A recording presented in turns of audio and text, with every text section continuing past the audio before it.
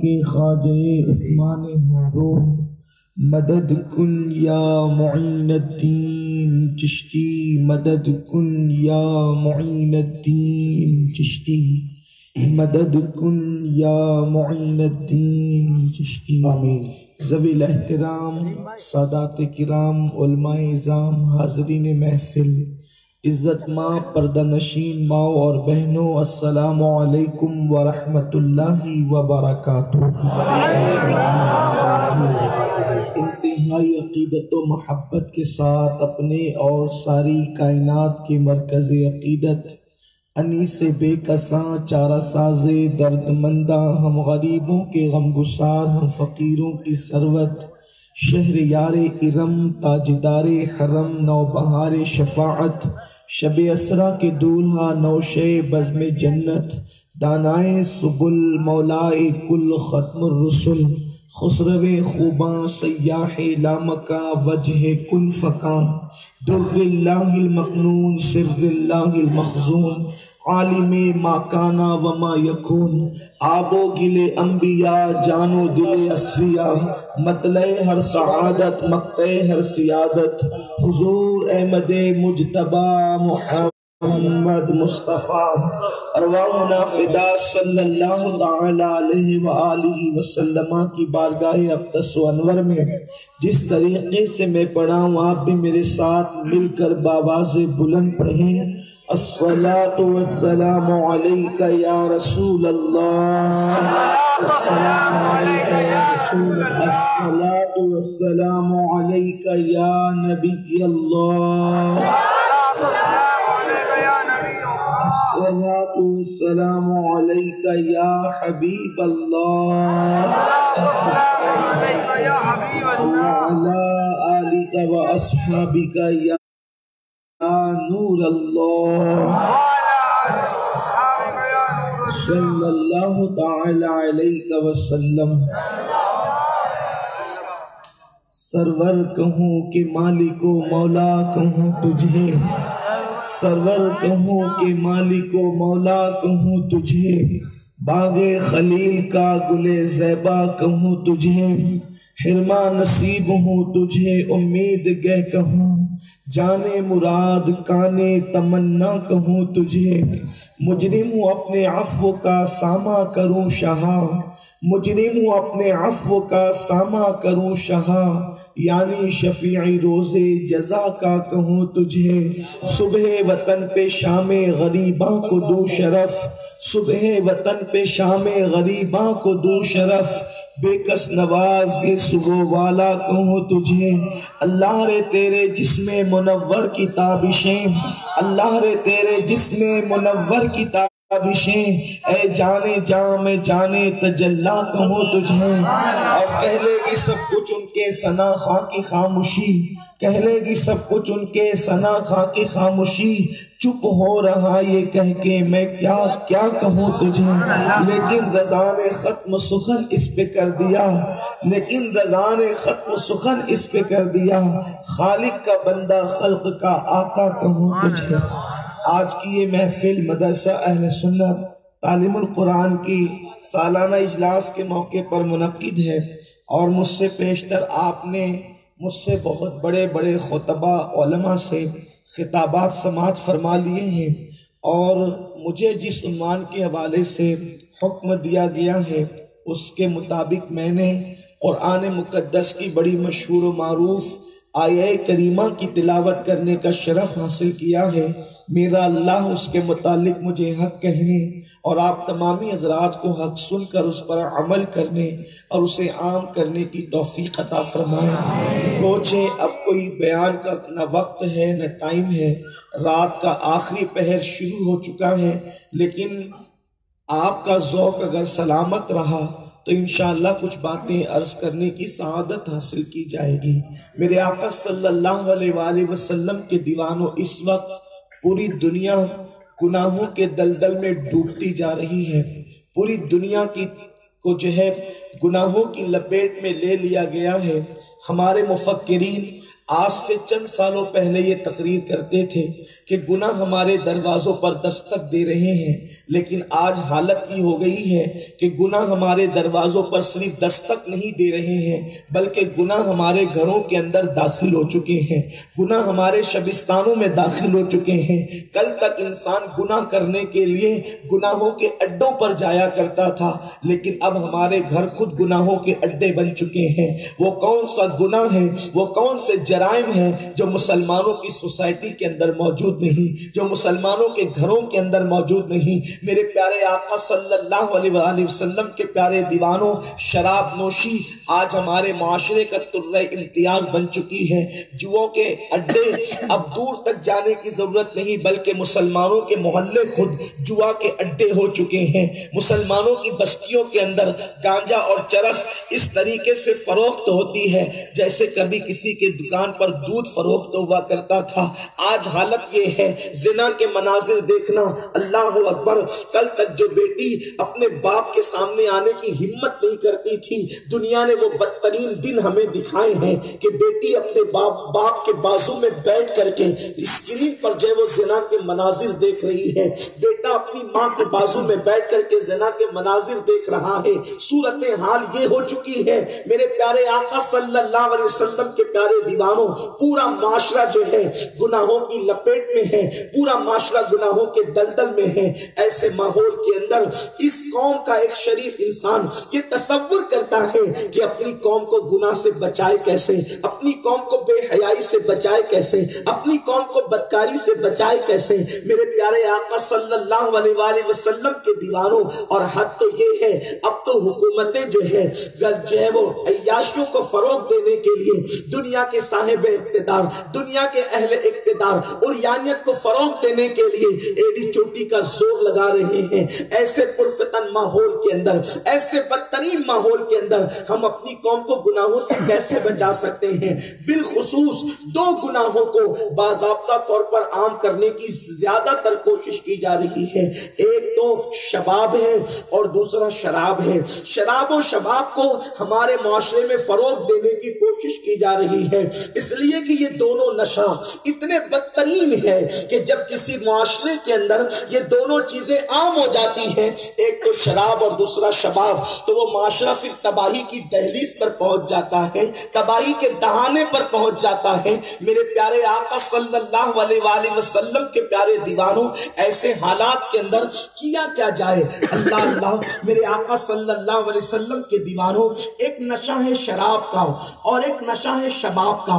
شباب کہتے ہیں خوبصورتی کو، شباب کہتے ہیں حسن کو، شباب کہتے ہیں دل پسند مناظر کو۔ میرے آقا صلی اللہ علیہ وسلم کے دیوانوں، انسان کی فطرت ہے، انسان حسن پرست واقع ہوا ہے، انسان کسی کے حسن پر جان دیتا ہے، انسان کسی کے حسن پر ایمان تک بیچ دیتا ہے، انسان کسی کے حسن کے لیے قتل کرنے کے لیے تیار ہوتا ہے۔ دنیا کی تاریخ اٹھا کر کے دیکھیں، ایک نبی کے سگے بیٹے حسن کی بنیاد پہ لڑتے ہوئے نظر آتے ہیں۔ کیا ایک نبی کے سگے بیٹوں کو آپ نے قابل و حابل کو ایک دوسرے سے جنگ کرتے نہیں دیکھا؟ دنیا کی پہلی جنگ ہوئی ہے حسن کی بنیاد پر، دنیا کا پہلا انسان گمراہ ہوا ہے حسن کی بنیاد پر، دنیا کا پہلا انسان باغی ہوا ہے حسن کی بنیاد پر، دنیا کا پہلا انسان گمراہ ہوا ہے حسن کی بنیاد پر، دنیا کا پہلا انسان راہ ہدایت کو اس نے چھوڑ دیا ہے حسن کی بنیاد پر۔ حسن اللہ اکبر ایمان لوٹ لیتا ہے، حسن دستا ہے تو انسان ایمان سے ہاتھ دھو بیٹھتا ہے۔ اللہ اللہ، اسی لیے حضرت سیدنا سلیمان علیہ السلام نے اپنے بیٹوں کو نصیحت کی تھی، میرے بیٹوں اگر کسی ناک کے پیچھے جانا پڑے تو چلے جانا، لیکن حسن کے پیچھے نہ جانا، اس لیے کہ ناک ڈستا ہے تو جان جاتی ہے، حسن ڈستا ہے تو ایمان جانے کا خطرہ ہوتا ہے۔ میرے آقا صلی اللہ علیہ وسلم کے دیوانوں، حسن ہے اور پھر دوسری طرف نشہ ہے، نشہ شراب کا نشہ، نشہ جوے کا نشہ، نشہ گناہوں کا نشہ، نشہ عیاشیوں کا نشہ۔ اب حسن اور نشہ دو چیزیں ہیں، میں بہت لمبی گفتگو نہیں نہیں کروں گا، اس لیے کہ آپ بہت تھک چکے ہیں، بہت دیر ہو چکی ہے بیٹھے ہوئے، اور ہمارے مسلک میں تو یہ مسئلہ موجود ہے، اگر لوگوں پہ بار پڑے تو نماز مختصر کرنی چاہیے۔ جب نماز مختصر کرنے کا حکم ہے بار پڑنے کی وجہ سے، تو خطاب طویل کرنے کی اجازت کیسے ہو سکتی ہے؟ بس اتنا جتنا کہ آپ برداشت کر سکیں، دو نکات میں آپ کے سامنے پیش کر رہا ہوں۔ گناہ میں دو طرح سے لوگ مبتلا ہیں، ایک تو حسن پرستی میں اور دوسرے نشے کے اندر، اور لوگوں کے اندر مثل مشہور ہے کہ لوہے کو لوہا کاٹتا ہے۔ اب اسی مذہب کے لوگ ان دونوں گناہوں سے جنگ کر سکتے ہیں یا ان دونوں گناہوں کی جنگ میں کامیاب ہو سکتے ہیں جب ان کے پاس یا تو حسن اور نشہ اس حسن اور نشے سے بڑھ کر کے ہوگا۔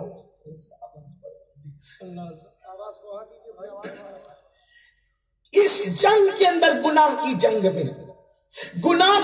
میں دو جنگ ہے، ایک حسن کی اور ایک نشے کی۔ حسن اور نشے کی جنگ میں اب وہی مذہب کے لوگ کامیاب ہو سکتے ہیں جن کے پاس اس حسن سے بڑھ کر حسن ہوگا اور اس نشے سے بڑھ کر نشہ ہوگا۔ خدا کی عزت و جلال کی قسم، کسی کے پاس، کسی مذہب کے پاس وہ حسن نہیں جو مذہب اسلام کے پاس حسن ہے۔ ہمیں وہ حسین، وہ حسن والا رسول عطا کیا ہے جو خدا ہے، کائنات ہے، کیا حسن ہے! ایسے جدی ابرات تمہارا اللہ بھی ہے، کالی پہ دیدار تمہارا کے مشتاق میں ہو، حضرت یوسف اللہ کا دیدار ہے، دیدار تمہارا۔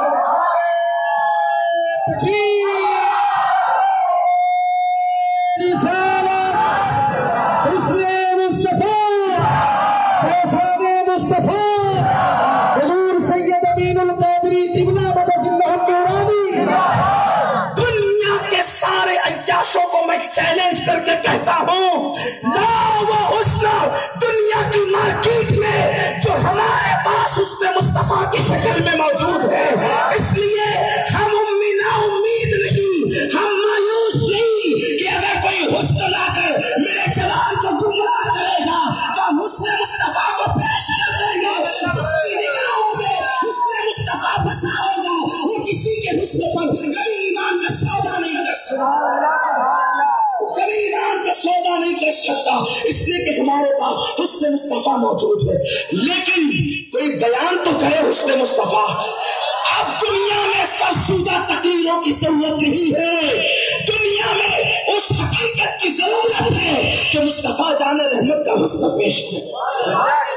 مصطفیٰ جان، پوری دنیا کے اسکالر اگر محنت کرے صرف اس پر کہ حسن مصطفیٰ کو پیش کیا جائے، وہ ذات اتنی حسن والی ہے، وہ ذات اتنی کمال والی ہے کہ جو دیکھتا ہے شیدا ہو جاتا ہے، اور جو ان کا شیدا ہو جاتا ہے پھر وہ گناہوں سے دور ہو جاتا ہے، وہ برائیوں سے دور ہو جاتا ہے، وہ بے حیائیوں سے دور ہو جاتا ہے، وہ بدکاریوں سے دور ہو جاتا ہے۔ ارے جس کے حسن نے، اللہ اکبر، توجہ کریں، جس کے حسن نے بتوں کو سجدہ کرنے پہ مجبور کر دیا ہے، وہ میرے نبی کا حسن ہے، وہ میرے نبی کا حسن ہے۔ کائنات انسانی میں کوئی ایسا حسن والا بتاؤ جس کو بتوں نے بھی سجدہ کیا ہے، اگر وہ ہے تو ایک ساتھ رسالت مآب ہے جن کو دیکھ کر کے بت بھی سجدے میں گرتے ہیں۔ اللہ اکبر، لاؤ کائنات کی منڈی میں حسن والا ایسا کوئی لاؤ تو صحیح، ایسا بھی حسن والا تو لاؤ جس کے پسینے میں بدبو نہیں بلکہ خوشبو آتی ہے۔ اللہ اکبر، اور خوشبو بھی ایسے خوشبو، دنیا کا کتنا بھی حسن والا ہوگا، دنیا میں کتنا بھی جمال والا ہوگا، دنیا میں کتنا بھی کمال والا ہوگا، چہرہ بڑا حسین ہے لیکن بدن سے اگر پسینے کی بدبو آ جائے تو کوئی قریب بیٹھنے کے لیے تیار نہیں ہوتا۔ لیکن قربان آمینہ کے لال پر جس نبی کا ہم نے کلمہ پڑھا ہے، جس نبی پہ ایمان لائے ہیں، جس کے کہنے پہ خدا کو ایک مانا ہے، اللہ نے ان کے پسینے میں اتنی خوشبو رکھی ہے کہ اگر دلہن کو مل جاتی ہے تو پوری نسلیں مہکتی ہوئی نظر آتی ہے۔ اہل سنت کا امام کہتا ہے اللہ جو مل جائے میرے دل کا پسینہ، یہ امام احمد رضا کی ندرت فکر ہے۔ یہ نہیں کہا کہ واللہ جو مل جائے نہیں کہا، یہ شاعری نہیں، اس کے مصطفیٰ ہے۔ اللہ تو بہت بڑی بات ہے، واللہ جو مل جائے میرے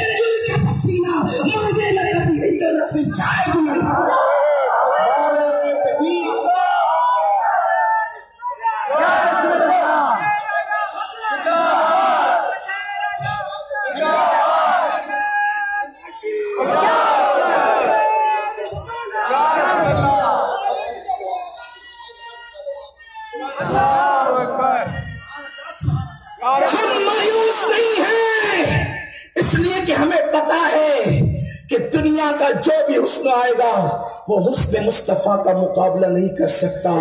نہ ہو مایوس، نہیں ہے مایوس اقبال اپنی کشت ویراں سے، ذرا نم ہو تو یہ مٹی بڑی زرخیز ہے ساقی، میرا جوان کہیں نہیں جائے گا مجھے یقین ہے، شرط ہے کہ اسے حسن مصطفیٰ دکھا دیا جائے، اسے مصطفیٰ جان رحمت کا حسن پلا دیا جائے. ہاں وہ حسن کیسا ہے؟ مولائے کائنات شیر خدا علی مرتضیٰ بیان کرتے ہیں شمائل ترمذی کے اندر یہ حدیث موجود ہے. اللہ اللہ شمائل رسول بیان کرتے ہوئے مولائے کائنات کہتے ہیں حضور اتنے خوبصورت تھے کہ اگر دیواروں کے سامنے کھڑے ہوتے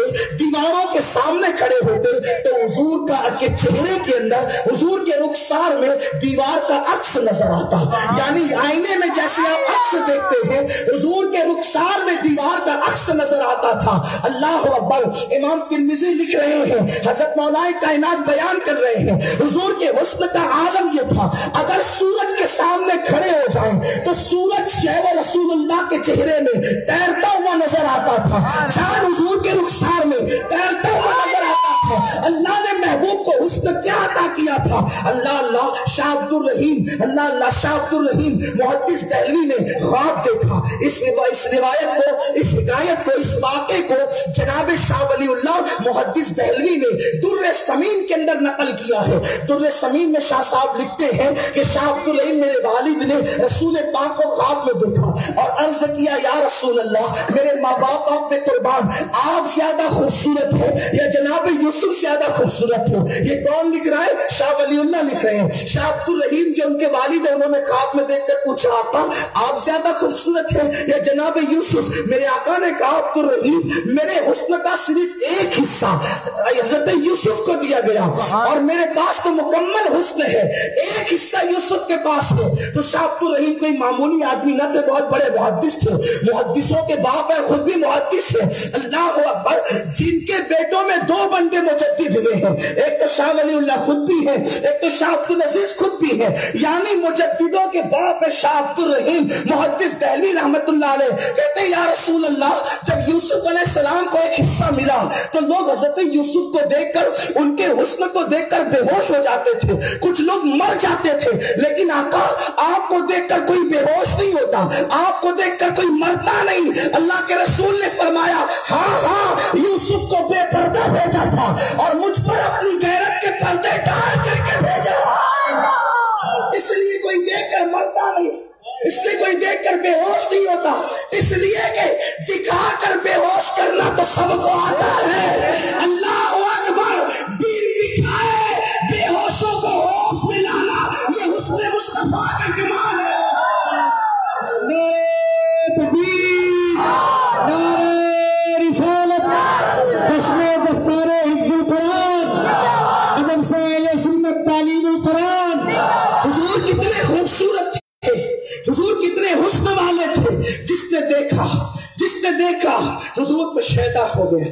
کہتے ہیں کہ اللہ حضرت انس بن مالک کہتے ہیں حضور علیہ الصلوۃ والتسلیم جب نیند سے اٹھتے تھے تو نیند کا اثر کبھی چہرے پہ ظاہر نہیں ہوتا. کتنا بھی خوبصورت بندہ سو جائے نیند سے اٹھے تو تھوڑی دیر کے لیے بیمار لگنے لگتا ہے. بہت ادب کے لہجے میں کہہ رہا ہوں بیمار لگنے لگتا ہے، لیکن میں کچھ اور بھی تفسیرہ کر سکتا ہوں.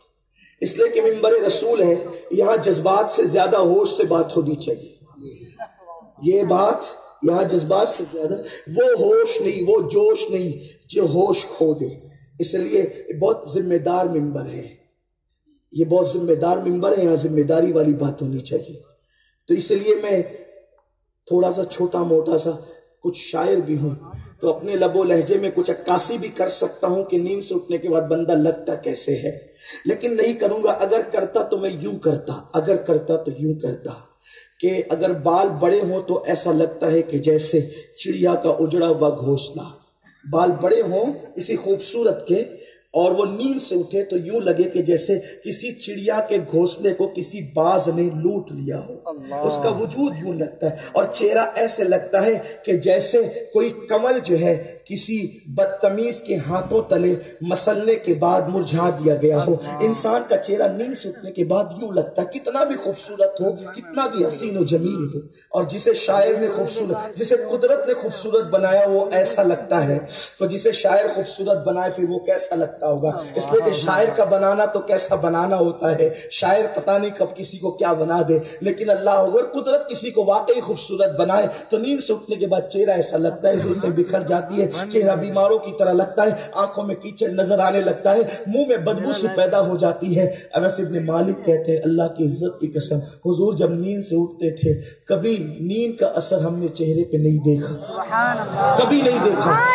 خاص بات یہ کہ نیند کا اثر چہرے پر تو ہوتا بھی نہیں تھا, لیکن حضور کی بال بڑے تھے, کبھی کانوں تک, کبھی کانوں کی لو تک, کبھی شانوں تک, کبھی کانوں کی لو تک, کبھی شانوں تک. جب اہل عشق دیکھتے تھے کانوں تک تو تصور کرتے تھے کہ بال اشارہ کرتے ہیں مجرموں گھبرانا نہیں, تمہاری فریاد سننے کے لیے یہ کان موجود ہے, تمہاری فریاد سننے کے لیے یہ بال اشارہ کرتے ہیں, کان موجود ہے. اور جب کنگھی ہونے کے بعد شانوں تک آتے تھے تو وہ اشارہ کرتے تھے تمہارا بوجھ اٹھانے کے لیے کاندھے موجود ہیں, تمہارے بوجھ اٹھانے کے لیے. گویا کہ زلف مصطفیٰ بھی کوئی بات کرتی ہے, کوئی عشق کی نظر سے دیکھے تو صحیح. آج دنیا نبی کے نام پہ لڑ رہی ہے, وہ ایسے ہیں, وہ ایسے ہیں, وہ ایسے ہیں. میں کہتا ہوں صرف عشق کی نظر پیدا کرو, مسلمانوں سے فرقہ واریت خود بخود ختم ہو جائے گی, کلمہ پڑھنے والوں کا اختلاف خود بخود ختم ہو جائے گا. قصوروار ہم ہیں کہ ہم نے قوم کو اس لیے لڑا دیا کہ ہم نے اپنے نبی کو ویسا بتایا نہیں جیسا کہ نبی ہیں. اور سچی بات تو یہ ہے کہ نبی کو تو ہم صحیح طور پہ بتا بھی نہیں سکتے, اس لیے کہ رسول پاک نے خود فرمایا یا ابی بکر لم یعرفنی حقیقتا غیر ربی, اے ابو بکر میری حقیقت کو میرے رب کے سوا کوئی نہیں جانتا. جس کو رب کے سوا کوئی جانتا ہی نہیں اس کا مکمل تعارف کوئی کیسے کروا سکتا ہے. لیکن کچھ تو کوشش کی جا سکتی ہے, کچھ تو کاوش کی جا سکتی ہے, کچھ تو بتایا جا سکتا ہے. ہاں جن کو ڈنڈوں سے روکا نہیں جا سکتا گناہوں سے, ان کو اس کی زنجیروں سے باندھ کر روکا جا سکتا ہے. میں انشاءاللہ آگے کچھ باتیں عرض کروں گا اس کے حوالے سے, اگر ٹائم رہا اور آپ نے سننا چاہا تو ابھی تو میں یہ عرض کرنے لگا ہوں کہ میرے آقا صلی اللہ علیہ وآلہ وسلم کا حسن کیا ہے. تو حضور نیند سے اٹھتے تھے تو آقا کریم کے چہرے پہ نیند کا اثر نہیں ہوتا تھا, اور بڑی بات تو یہ ہے کہ زلفیں کانوں تک یا شانوں تک ہوتی تھی, لیکن نیند سے اٹھنے کے بعد بھی حضور کی زلفیں کبھی بکھرتی نہیں تھی, حضور کی زلفیں نیند میں بھی کبھی بکھرتی نہیں تھی. میں حیران ہوں کہ نیند میں زلفیں بکھرتی کیوں نہیں تھی. اس کی وجہ یہ ہے کسی کی زلفیں ماں سنوارتی ہے, باپ سنوارتا ہے, بھائی سنوارتا ہے تو وہ نیند میں بکھر جاتی ہے, لیکن زلف مصطفیٰ کو سنوارتا کون تھا؟ لوگ نبی کے نام پہ لڑ رہے ہیں, ارے ان کے زلفیں سنوارنے والے کا نام تو سنو. شان پنجے قدرت تیرے بالوں کے لیے کیسے ہاتھوں نے سنوارے ہیں, تمہارے جیسے سب کی زلفیں انسان سنوارتے ہیں, مصطفیٰ جان رحمت کی زلفوں کو اللہ کے دست قدرت سنوارتے نظر. اسی لیے حضور کی زلفیں کبھی نیند میں بھی نہیں بکھرتی. جس کی زلفیں نہ بکھرے اسے محبوب خدا کہتے ہیں, جس کی زلفیں نہ بکھرے اسے حبیب خدا کہتے ہیں, اسے محبوب خدا کہتے ہیں. ہم نے بہت ظلم کیا, ہم نے نبی کا تعارف پیش نہیں کیا, ورنہ ہمارے آقا جیسے لم یاتی نظیرو کا فی نظری مثلے تو نشد پیدا جانا, جگ راج کو تاج تیرے سر سوہے ہے تجھ کو شہ دو سرا جانا. وہ کتنے حسن والے ہیں, وہ کتنے جمال والے ہیں, ان جیسا کوئی نہیں. اما عائشہ صدیقہ سلام اللہ علیہا, ہم سب کی امی جان, ایک مرتبہ حضور ان کے زانوں پہ سر رکھ کر لیٹے ہوئے ہیں. حضور کی شان بھی کیا ہے, اتنے بڑے ہیں, اتنے بڑے ہیں, کتنے بڑے ہیں, اتنے بڑے ہیں, اتنے بڑے ہیں کہ اللہ ان کے کندھوں پر اپنا دست قدرت رکھتا ہے. ایمان والو دھیان دو, میری طبیعت ہے, میرا مسلک عشق و محبت ہے, میرا مشرق عشق و محبت ہے. ہم عشق کے بندے ہیں, لیکن بات دلیل کے ساتھ کرتے ہیں. عشق میں بہنا بھی نہیں جانتے, بات دلیل کے ساتھ کرتے. مشکات شریف کی حدیث ہے, بار بار آپ نے علماء سے سنا ہوگا. حضور معراج پر گئے تو اللہ نے اپنے دست قدرت اتنا قریب کیا حضور کو, اتنے بڑے ہیں حضور کہ اللہ نے اتنے قریب کیا کہ اپنے قدرت والے ہاتھ اپنے محبوب کے کندھوں پہ رکھ دیا. دست قدرت کندھوں پہ رکھا.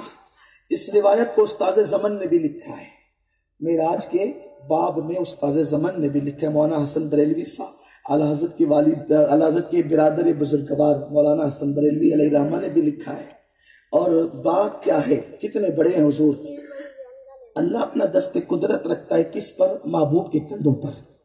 اب دست قدرت کو میں تھوڑا آسان کرتا ہوں. اپنے ہاتھ رکھتا ہے محبوب کے کندھوں پر, جیسا کہ اس کی شان ہے. اللہ کے ہاتھ ہماری طرح نہیں, اللہ کا وجہ ہماری طرح نہیں ہے نا. اللہ تعالیٰ ہم جیسا نہیں ہے. جو خیال میں آئے اس سے بہتر اللہ ہے, جو بیان میں ہے اس سے ورا اللہ ہے.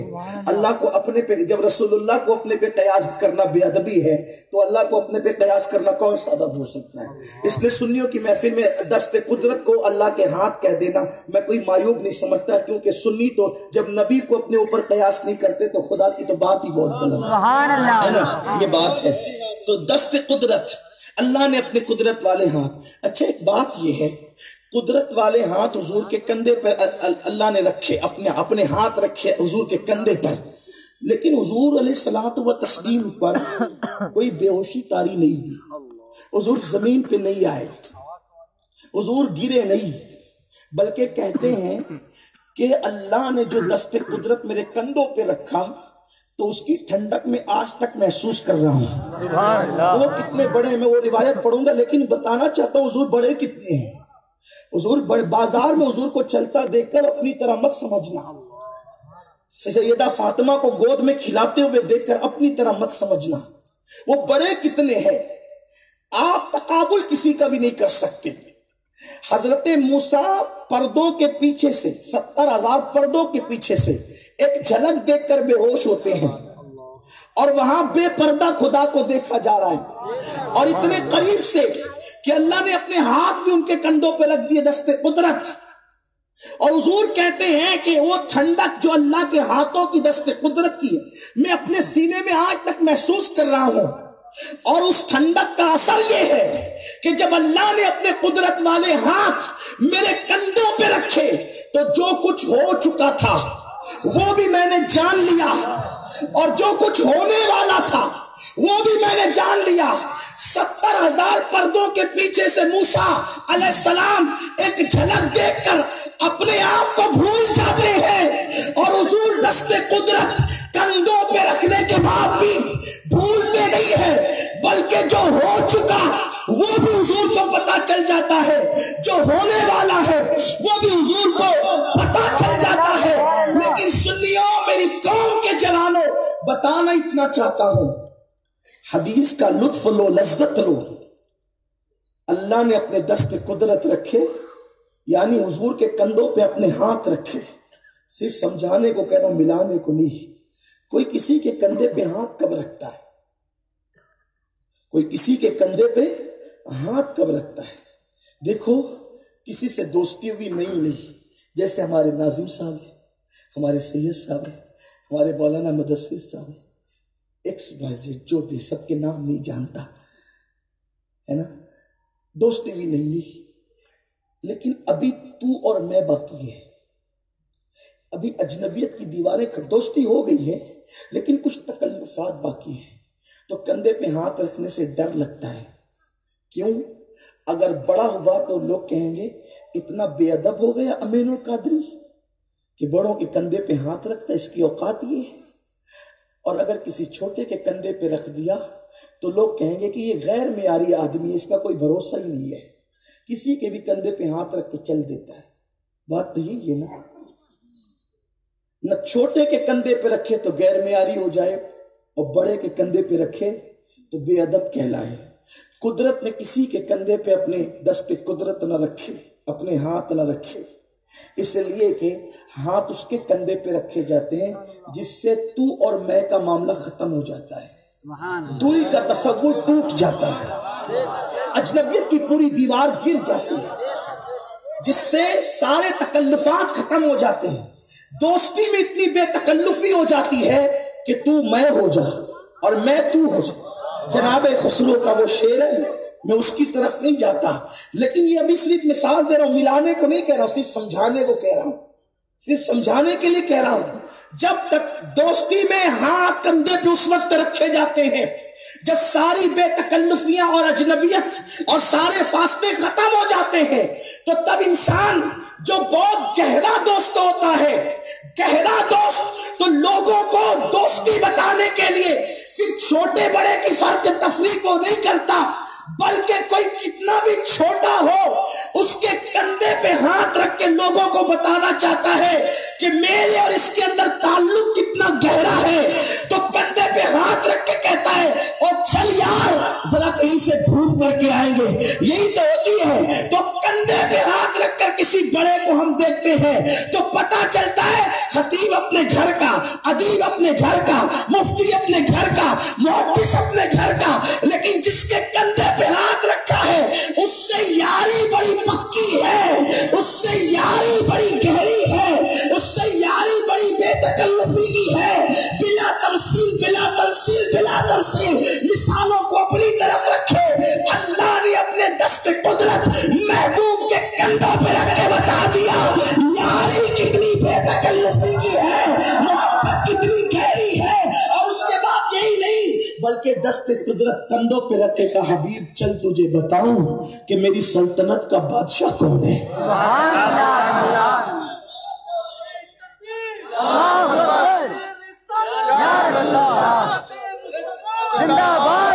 محبوب وہ خدا جو آنے جانے سے پاک ہے، وہ خدا جو اٹھنے بیٹھنے سے پاک ہے، وہ خدا جو چلنے پھرنے سے پاک ہے، وہ خدا جو اپنے علم و قدرت کے اعتبار سے ہر جگہ موجود ہے. لا مثل لہو ولا مثال لہو ولا جواب، اس کی کوئی مثل نہیں کوئی مثال نہیں. لیکن اللہ محبوب سے کہتے ہیں حبیب تجھے بتاؤں میری سلطنت کا بادشاہ کون ہے.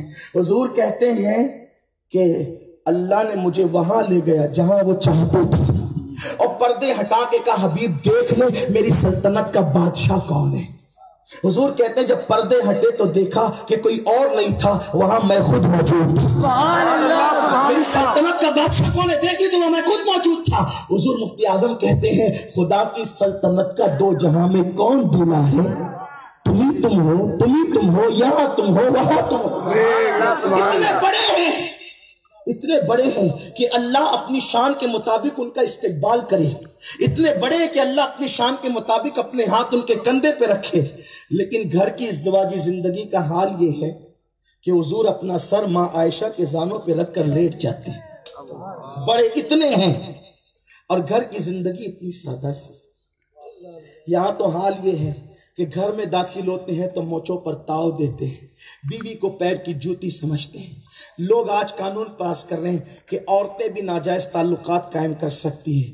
ہم کہتے ہیں جو چھوڑ بیٹھے ان کی کر سکتی ہے، جو نبی کی طرح پیار دینا جانتے ہیں سنت کے مطابق، سنت رسول کے مطابق، جو نبی کی سنت کے مطابق بیویوں کو پیار دینا جانتے ہیں، وہ کسی سے ناجائز تعلقات کرنا تو دور کی بات، وہ کسی کی طرف نگاہ اٹھا کر دیکھنے کو بھی شوہر کے عشق کی توہین سمجھتی ہے.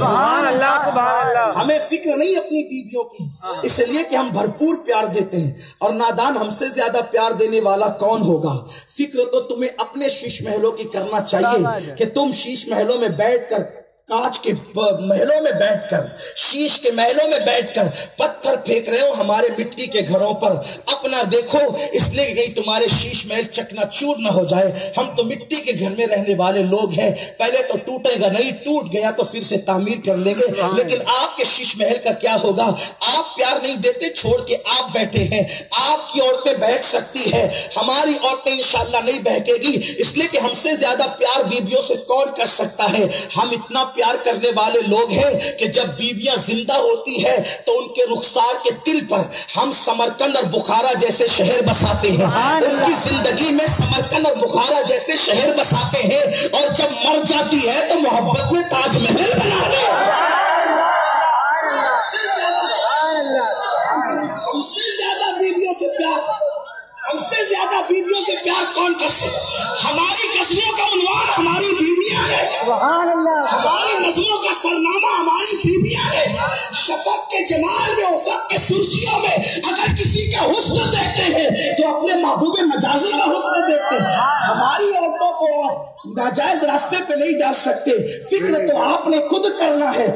इसलिए कि मेरी जबान इस पर खामोश है, मैं कुछ नहीं कहना चाहता। जो खुदा होकर अपनी बीवियों को संभाल न सके, बीवियां गुमशुदा हो जाए, उनके मामलात ही कुछ और होते हैं, उन्हें अपने घर की फिक्र करनी चाहिए। हम तो वो लोग हैं, कुर्बान जाए मेरे महबूब की ज़ौजा मोहतरमा पर एक इल्जाम गलत लगता है तो पाकिस्तान का हाल ये है कि अल्लाह कुरान में उनके लिए सूरह नूर तनसीला ज़जाजा नूर का तेरी सूरत के लिए आया है सूरह नूर का।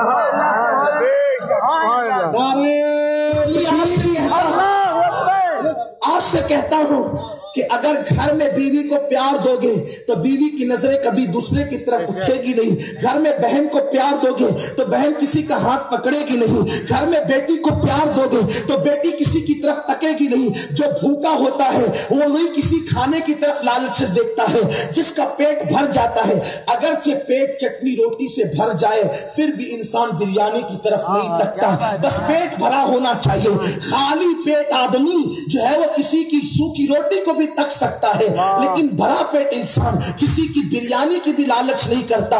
बिला तमसील घर में औरतों को इतना प्यार दे दो कि तुम्हारी बीवियां, तुम्हारी बेटियां, तुम्हारी बहनें किसी प्यार की तरफ और नजर भी ना कर सके। और ये तो हुजूर की सुन्नत भी है। बेटी को इतना प्यार दिया, तवज्जो, बेटी को इतना प्यार दिया, बेटी को इतना प्यार दिया कि अम्मा जान आयशा सिद्दीका कहती है कि मैंने बार बार देखा, एक बार नहीं बार बार देखा, जब भी सैयदा फातिमा ज़हरा हुजूर से मिलने के लिए आती तो हुजूर बेटी के लिए उठकर खड़े हो जाते। पूरी कायनात जिसकी ताज़ीम के लिए खड़े हो, वो नबी अपनी बेटी के लिए खड़े होते हैं और सिर्फ खड़े नहीं होते, पेशानी को चूमते हैं और चूम कर कहते हैं फिदा के उम्मी वो अभी या फातिमा, फातिमा तुझ पर मेरे माँ बाप कुर्बान हो जाए।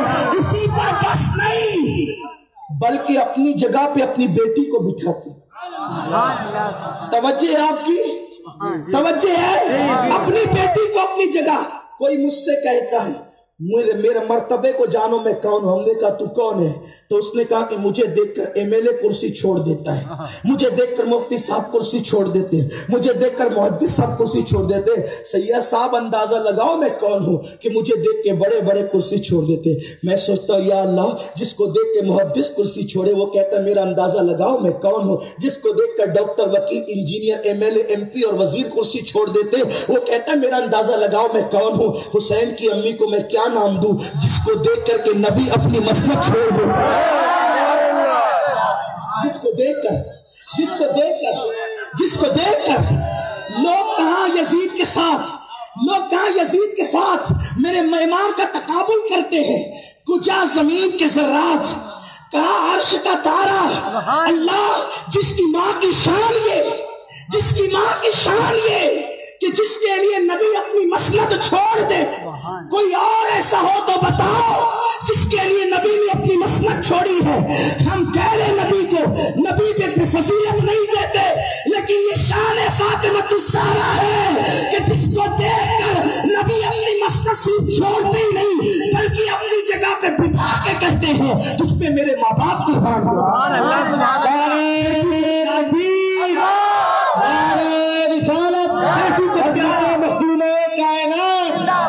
बेटी को प्यार इतना दिया और बीवियों को इतना प्यार दिया। अम्मा आयशा कहती है कि मैं जहां से पीती थी पानी, मिट्टी के गिलास में हुजूर वहीं से घोट लगाकर पानी पीते थे। मैं दूध पीकर छोड़ देती तो हुजूर मेरा बचा हुआ दूध वहीं से पीते थे जहां मैंने छोड़ दिया। मैं खाना खाती थी तो मेरे उंगलियों का निशान देखकर हुजूर खाते थे। ये शान मुस्तफ़ा करीम है। क्या प्यार दिया बीवियों को। क्या कहती है कि हम जब रूठ कर बैठ जाती तो हुजूर खुद मनाने के लिए आ जाया करते थे। ये मोहब्बत दी, काश हमारे घरों में ये माहौल। बड़े इतने हैं लेकिन सादगी का हाल ये है। आइए उन्वान की तरफ कि अम्मा आयशा के जानों पे सर रख के लेटे हुए। अम्मा आयशा ने चांद को देखा, कहा ए चांद तू तो सिर्फ रात में चमकता है। ओए चांद तू तो सिर्फ रात में चमकता है। मेरा चांद तो ऐसा है जो रात में भी चमकता है दिन में भी चमकता है। چمکے سورج موجود نہ ہو تو چمکے. حضور نے آنکھیں کھول دی. یہ نہیں کہا عائشہ یہ شرک کیا کر رہی ہے, تو میری نعت کیوں پڑھ رہی ہے. حضور نے یہ نہیں کہا کہ عائشہ تو شرک کیوں کر رہی ہے, میری نعت کیوں پڑھ رہی ہے, بلکہ حضور نے مسکرایا. پتا چلا جب کوئی دل سے نعت پڑھتا ہے تو حضور مسکراتے ہیں. بس نعت پڑھنے والے کو حضور کے لیے پڑھنا چاہیے, نعت پڑھنے والے کو نوٹ کے لیے نہیں, نعت پڑھنے والے کو داد کے لیے نہیں. بڑی معذرت کے ساتھ آپ مجھے جتنی گالیاں دینا چاہے دے لے, لیکن میں یہ ضرور کہہ کر کے رہوں گا, کاش ہمارے شعراء نذرانہ طے نہ کرتے اور حضور کے لیے نعت پڑھتے تو جتنا مانگتے ہیں اس سے زیادہ ان کو ملتا. اس لیے کہ حضور سے بڑھ کر دیتا کون ہے. اور اب تو حالات یہ ہو گئے, لوگ ہمیں بھی فون کر کے کہتے ہیں کہ سید صاحب آئیں گے تو لیں گے کتنا. ایک دن میں نے غصے میں کہہ دیا کہ راتیں جو ہے نچنیوں کی طے ہوتی ہے, خطیبوں کی طے نہیں ہوتی. راتیں نچنیوں کی طے, اور ذمہ دار آپ لوگ ہیں, آپ عادت بگاڑتے ہیں. قرآن کہتا ہے وَلَا تَعَاوَنُوا عَلَى الْإِثْمِ وَالْعُدْوَانِ, برائی پر ایک دوسرے کی مدد نہ کرو. جو اجرت مانگے اس سے کہو گھر رہے تیری ضرورت نہیں. ہمیں تو وہ چاہیے جو حضور کے عشق کی بات کرے, حضور کی محبت کی بات کرے, محبت. میں شاید کبھی لوگوں کو اس لیے برا لگتا ہوں کہ کچھ کڑوی کسیلی کہہ جاتا ہوں, لیکن ذمہ داری تو اپنی ہے نا. میرے آقا صلی اللہ علیہ وسلم کے دیوانوں میں خدا کی قسم کھا کے کہتا ہوں, جس دن مسلمان دل سے صرف حضور کی خوشی کے لیے حضور کی تعریف کرے, حضور اتنا عطا کریں گے کہ آپ دینے والے بن جائیں گے. میرے کریم سے گر قطرہ کسی نے مانگا, دریا بہا دیے ہیں, دربے بہا دیے ہیں. اللہ اکبر, کون دیتا ہے, دینے کو منہ چاہیے, دینے والا ہے سچا ہمارا نبی, ان سے بڑھ کر کے کون دے سکتا ہے. اللہ اللہ, بات ان کے دینے کی آئی ہے. دیکھ حکایت یاد آ گئی, اسی پر بات کر کے بات آگے بڑھتی ہے. ایک مرتبہ ایک شخص ملا, اور ملنے کے بعد ایک ننھے سے شہزادے کا سامنا ہو گیا. اس کا چہرہ دیکھ کر اس شخص کو پتا چلا کہ یہ ننھا سا شہزادہ کسی معمولی گھرانے کا نہیں بلکہ بہت بڑے گھرانے کا لگتا ہے. تو ننھے سے شہزادے کو دیکھ کر اس بڑے خاندان کے فرد نے کہا, او بچے مجھے پہچانتے ہیں میں کون ہوں؟ تو اس ننھے سے شہزادے نے کہا, کون ہے تو؟ کہا اتنے بڑے گھرانے کا ہوں, میں حاتم تائی کے گھر کا فرد ہوں, اور میرا دادا اتنا سخی تھا کہ اس نے 10 دروازے بنا کر کے رکھے تھے. اگر ایک فقیر بھکاری ایک دروازے سے آتا اور مانگتا تو میرا دادا اس سے بھی دیتا, پھر وہی اسی وقت دوسرے سے آتا تو بھی دیتا, پھر وہ فقیر وہ بھکاری تیسری مرتبہ اسی وقت اسی ٹائم تیسرے دروازے سے آتا تو بھی دیتا, حتیٰ کہ 10 دروازے سے دیتا. بچی اندازہ لگا, تو بھی شہزادہ لگتا ہے, میں بھی شہزادہ ہوں, کہ میرا دادا کتنا فقیر تھا. کہتے ہیں کہ وہ چہرے سے جس کو شہزادہ سمجھ رہا تھا وہ شہزادہ ضرور تھا, لیکن کسی دنیا کے بادشاہ کا نہیں بلکہ کونین کے بادشاہ کا شہزادہ تھا. اور اللہ اللہ, اسی شہزادے کو اختلافی روایات کے ساتھ امام جعفر صادق کہتے ہیں, ننھی سی عمر تھی, کہتے ہیں جب سب بولتے ہیں تو الگ بولتے ہیں, اور نبی کا خاندان بولتا ہے تو لہجہ ہی الگ ہوتا ہے. اس لیے کہ اللہ اکبر, نبی کا گھر بھی کیا گھر ہے کہ اس گھر کا ہر ایک بچہ جہاں پیدا ہوا شیر خدا معلوم ہوتا ہے. حضرت امام جعفر صادق نے کہا کہ تو 10 دروازے سے بھیک دینے کو سخاوت کہتا ہے, میرے نزدیک اس سے بڑی بخل کی کوئی بات نہیں, کیونکہ تیرے دادا نے ایک مرتبہ میں اتنا نہیں دیا کہ اس کو دوبارہ مانگنا پڑا, دوبارہ بھی اتنا نہیں دیا کہ تیسری بار ہاتھ پھیلانا پڑا, تیسری بار بھی اتنا نہیں دیا کہ ہاتھ پھیلانا پڑا, حتیٰ کہ 10 دروازے سے آ کر بھی وہ سیراب نہ ہوا. یہ سخاوت کا, یہ تو بخل ہے, بخل. سن, میں اس فقیر کا پوتا ہوں کہ جو کسی کو ایک مرتبہ دیتا ہے تو دینے والا بنا دیتا ہے. ایک بار رسالت فیضان مولا کائنات, ایک بار دیتا ہے, ایک بار دیتا ہے تو دینے والا بنا. یہ غوث پاک کون ہے؟ غوث پاک کون ہے؟ اسی در کے سوالی کا نام غوث العظم دستگیر ہے.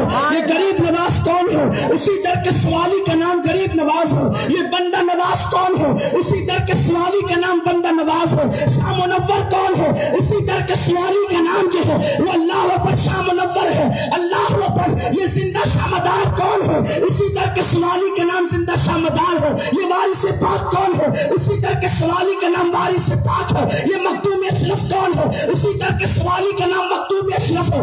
حد تو یہ ہے کہ کائنات میں جس کی بھی جھولی بھری ہے وہ آمینہ کے لال کے دینے سے بھری ہے. اسی لیے نام کہتے ہیں خلق کے حاکم ہو تم، رزق کے قاسم ہو تم. تم سے ملا جو ملا تم پہ کرو. جس کو ملا جتنا ملا صدقہ تیرا، جس نے جو پایا آپ سے. حد تو یہ ہے کہ انبیاء کی جھولی بھی آپ کے ہاتھوں سے بھرتی ہے. سبحان اللہ. حد تو یہ ہے انبیاء کی جھولی بھی آپ کے ہاتھ سے. اپنا نبی وہ نبی، اپنا نبی وہ نبی ہے، اپنا آقا وہ آقا ہے. مانگ لو نا ایک بار دل سے. کیوں اس کے آگے ہاتھ پھیلاتے؟ کیوں اپنی؟ اور ایک بات عرض کروں، اگر توجہ ہے تو محبوب کا ذکر نکل آیا ہے. ہر دینے والا مانگنے پہ دیتا ہے، ہر دینے والا مانگنے پہ دیتا ہے. حضور کیا شان والے ہیں. خود اپنی گلی میں وہ روادار صدا ہو جو بھیک لیے راہ گدا دیکھ رہا. حضور بن مانگے انتظار کرتے ہیں، اور ہر دینے والا تمنا کرتا ہے کہ میں کسی کو بھیک دوں تو یہ مجھے دعا دے. تنہا حضور ہے، بھیک دیتے ہیں اور دعا بھی دیتے ہیں. آتا ہے فقیروں پہ انہیں پیار کچھ ایسا، خود بھیک دے اور خود کہے منگتا کا بھلا ہو. خود بھیک دے. کیا شان والے اپنے آقا. کیوں کہیں پڑے ہوئے ہو، کیوں ادھر ادھر پریشان ہو؟ آؤ ان سے رشتہ جوڑے. بات دور نکلتی، رشتہ جوڑنے کی بات کرتا ہوں، بات اختتام کی طرف لے جاتے. اما عائشہ نے جب کہا اے چاند، تجھ سے زیادہ خوبصورت تو میرا چاند ہے. تو صرف سورج کی غیر موجودگی میں چمکتا ہے، میرا چاند تو سورج ہو تو بھی نہیں ہو تو بھی. حضور نے آنکھیں کھول کے مسکرا کے کہا او عائشہ، تو شاعرہ کب سے ہو گئی؟ عائشہ تو شاعرہ کب سے ہو گئی؟ اس کی جب سے آپ کا جلوہ دیکھ لیا ہے تب سے ہم نے بھی شعر کہنا شروع کر دیا. جب سے آپ کا جلوہ اور پھر شعر کہا تو کیا کہا پتہ ہے؟ مصر کی عورتوں نے یوسف کا جمال دیکھا، مصر کی عورتوں نے یوسف کا جمال دیکھا تو انگلیاں کاٹ لی. اگر وہ میرے محبوب کا جمال دیکھ لیتی تو انگلیاں نہیں بلکہ اپنے دل پر چھری چلا لیتی. امام کہتے ہیں حسن یوسف پہ کٹی مصر میں انگشتے زنا، سر کٹاتے ہیں تیرے نام پہ مردان عرب. بولو حضور کا حسن ایسا ہے، تکلم کیسا، ان جیسی کوئی کلام نہ کر سکے. یہ الگ عنوان ہے. چلنا ایسا کہ ان کے چلنے کو قرآن لا اقسم بہذا البلد کہتا ہے، ان کے بولنے کو قرآن قل کہتا ہے. کتنا حسین بولتے ہوں گے کہ اللہ اپنا کلام بھی ان کی زبان سے سننا چاہتا ہے.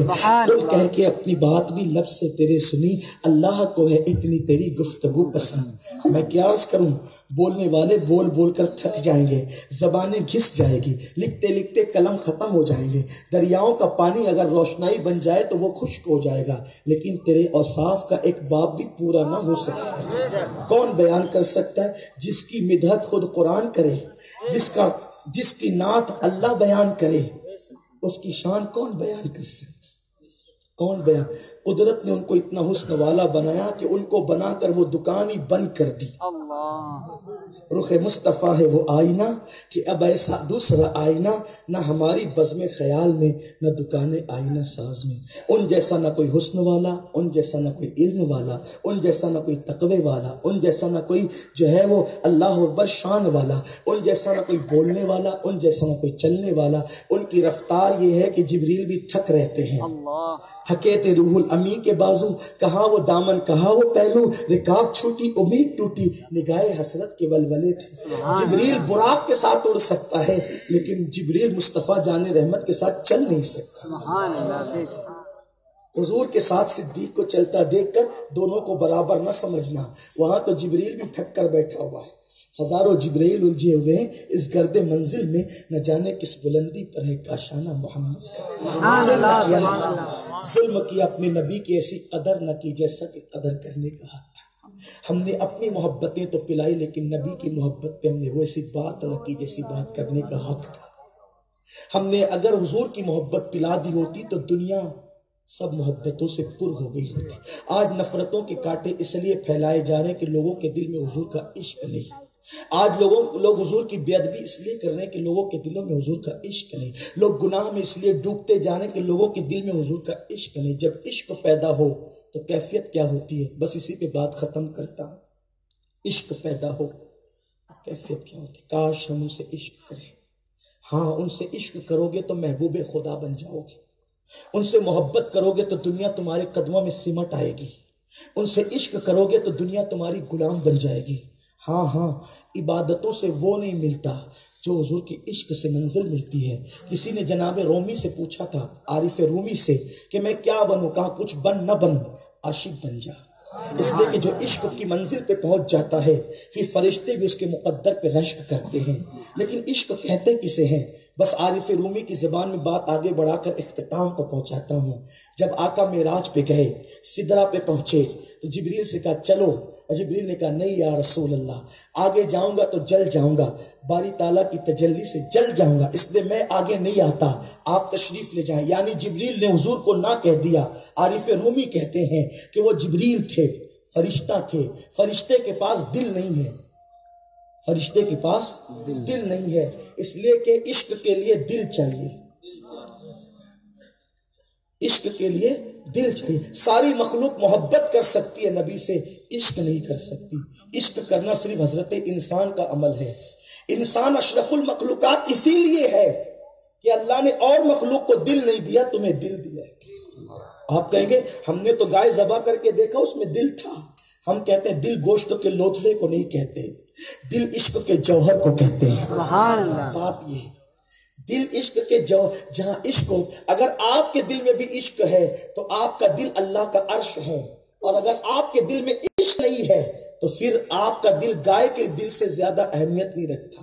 آپ کا دل جو ہے وہ کتے کے دل سے زیادہ اہمیت نہیں رکھتا. آپ کا دل مرغے کے دل سے زیادہ اہمیت نہیں رکھتا. بلکہ اگر عشق نہیں کیا تو بابا بلے شاہ کہتے ہیں اٹھ بلیا چل یار منا لے ورنہ بازی لے گئے کتے. اگر تم نے حضور علیہ الصلوۃ والتسلیم سے عشق نہیں کیا تو تم سے کتے آگے بڑھ گئے اور تم پیچھے ہو گئے. میرے پیارے آقا صلی اللہ علیہ وسلم کے پیارے دیوانوں، تو جناب جبریل امین فرشتہ ہیں، دل نہیں رکھتے، محبت کر سکتے ہیں، عشق نہیں. عشق عزت انسان کی چیز ہے. تو عارف رومی کہتے ہیں کہ جبریل نے نہ کہہ دیا. اگر ان کی جگہ بلال و اویس ہوتے، بلال و اویس ہوتے تو جل جانا گوارا کرتے، محبوب کو نہ کہنا گوارا نہیں کرتے. اس لیے کہ ہر بندہ جینا چاہتا ہے، اہل عشق محبوب پہ مر جانا چاہتا ہے. میرے امام کہتے ہیں الروح فدا کا فزید حرکہ یک شولہ دیگر برزن عشقا مرتن من تن سب پھونک دیا، یہ جان بھی پیارے جلا جانا. وہ جینے کی بات نہیں کرتا، مرنے کی، وہ جلنے کی نہیں بلکہ جلنے کی بات کرتا ہے. اس لیے کہ جب عشق میں جلتا ہے تو پھر کہتا ہے کہ کباب آہو میں بھی آیا مزہ جو دل کے کباب میں. کچا گوشت کبھی کباب نہیں بنتا جب تک وہ جلتا نہیں ہے. جلنے کے بعد کباب بنتا ہے، اور ہر گوشت کو دنیا کی آگ جلا کر کباب بناتی ہے، اور دل کے گوشت کو عشق کی آگ جلا کر کباب بناتی ہے. اور جب وہ ایسا عاشق ہوتا ہے کہ جل کر خاکستر ہو جاتا ہے، اے عشق تیرے صدقے جلنے سے چھٹے سستے، جو آگ بجھاڑ دے گی وہ آگ لگائی ہے. تو پھر اس اہل عشق کا مرتبہ کیا ہوتا ہے کہ جب وہ قبر میں جاتا ہے تو فرشتے اس کی تعظیم کرتے نظر آتے ہیں. نکیرین کرتے ہیں تعظیم میری، فدا ہو کہ تجھ پہ یہ عزت کی. عشق یہ منزل تک پہنچاتے، خاک ہو کر عشق میں آرام سے سونا ملا. جان کی ایک فیل ہے الفت رسول اللہ کی. عشق حضور سے محبت کرو، گناہوں سے تعلق ٹوٹ جائے گا. لیکن بس بات اختتام کو پہنچتی ایک حدیث کا مفہوم، جب کسی کو عشق ہوتا ہے محبوب خدا سے تو وہ عذاب سے اتنا نہیں ڈرتا. میں اپنے علماء کی دعا لیتے ہوئے عرض کر رہا ہوں، غلطی کروں تو میری اصلاح کریں گے. جس کو عشق ہوتا ہے نا حضور سے تو وہ عذاب سے اتنا نہیں ڈرتا جتنا حضور کا دل دکھانے سے وہ ڈرتا. اس کے نزدیک عذاب اتنا تکلیف دہ نہیں ہوتا جتنا حضور کا دل دکھانا تکلیف دہ ہوتا، کیونکہ وہ محبوب کے لیے ہر تکلیف اٹھانا چاہتا ہے، صرف اس لیے کہ محبوب خوش ہو جائے، اس لیے محبوب دیکھو سناتن سنی ہمارے کانپور میں وہ ویڈیو کال بات ہوئی تھی. ہم بھی عاشق رسول، لیکن کیسے؟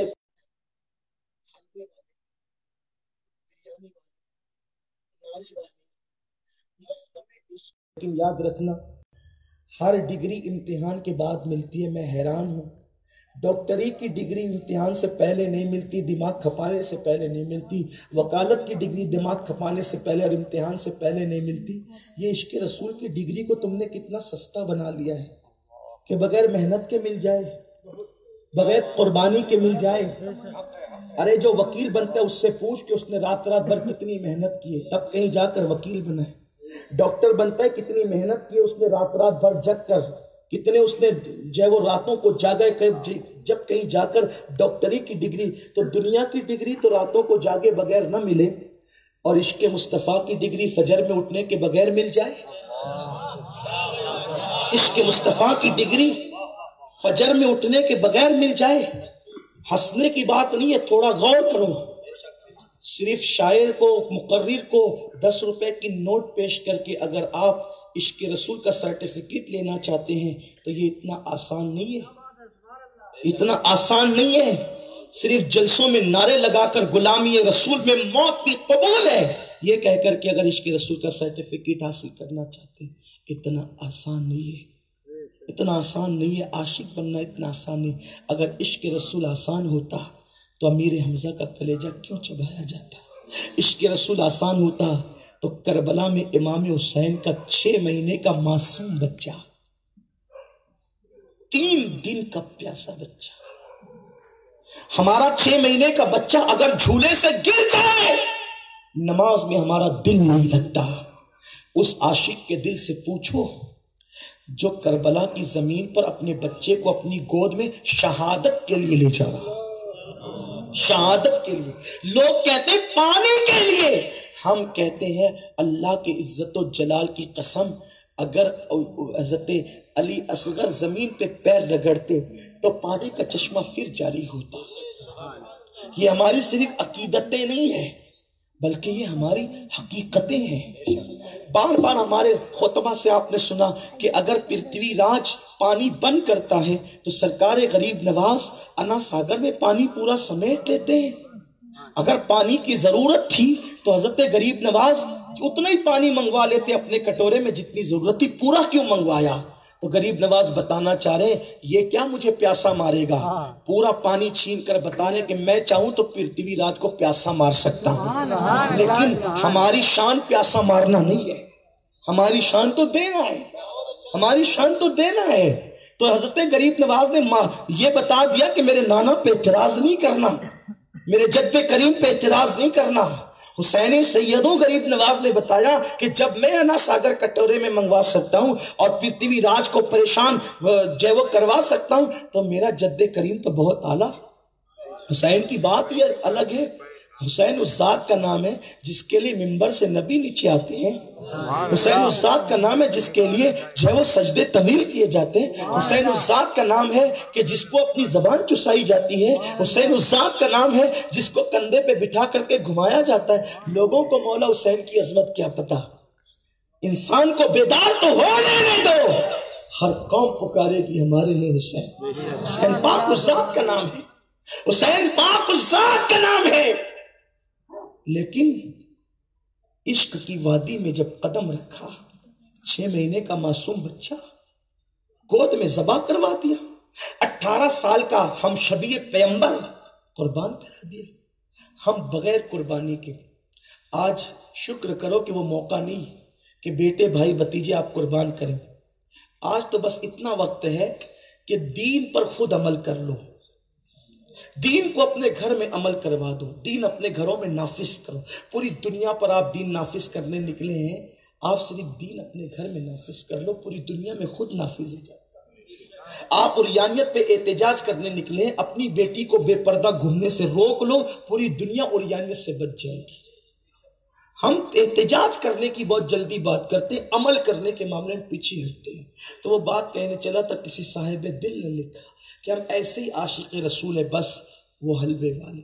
کہتے ہیں کہ ایک دن لیلا نے حلوہ بنایا اور کہا کہ اسے لے جا اور میرے مجنو کو دے دے، تو اس کی خوشبو سن کر سارے جوان کھڑے ہو گئے، انا مجنو، انا میں مجنو، میں مجنو، میں مجنو۔